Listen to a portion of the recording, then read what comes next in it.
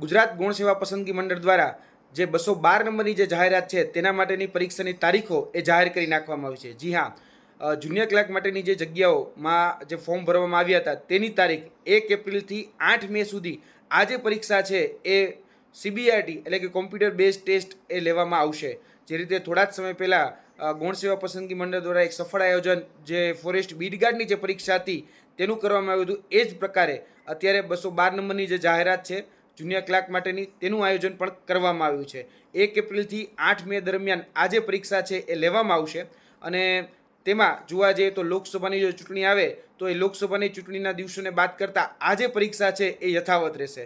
એટલે આમાં કોઈ પ્રકારની આચારસંહિતા જે છે એ નડશે નહીં. અને બીજું કે જોવા જઈએ તો 11 જેટલા સેન્ટરો, 11 જેટલા જિલ્લાઓ, 55 જેટલા સેન્ટરો અને લગભગ 32,000 થી 35,000 ઉમેદવારો એક દિવસની અંદર પરીક્ષા આપશે. અને 3 અલગ અલગ શિફ્ટ હોય છે દિવસમાં, સવાર, બપોર અને સાંજની.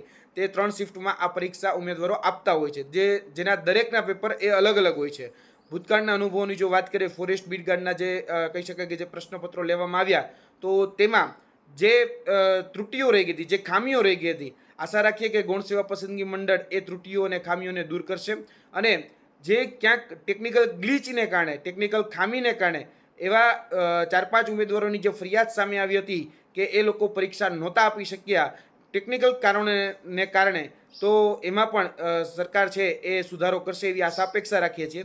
અને ગૌણ સેવા પસંદગી મંડળ આજે 212 નંબરની જે જાહેરાત છે, લગભગ 4 લાખ કરતાં વધારે ઉમેદવારો આ પરીક્ષા આપનાર છે. અને વર્તમાનમાં જે ઓનલાઈન પરીક્ષા પદ્ધતિ, જે CBRT પદ્ધતિ છે, એ જ પદ્ધતિથી આ પરીક્ષા લેવામાં આવશે. 11 જેટલા જિલ્લાઓ છે, 55 જેટલા સેન્ટરો છે અને લગભગ 32,000 થી 35,000 ઉમેદવારો આ પરીક્ષા આપનાર છે. આશા રાખીએ કે આ પરીક્ષા પણ જે રીતે ફોરેસ્ટ બીટગાર્ડની પરીક્ષા નિર્વિવાદિતપણે લેવાની, એ જ રીતે આ પરીક્ષા પણ નિર્વિવાદિતપણે લેવાય. જય હિન્દ, જય ભારત.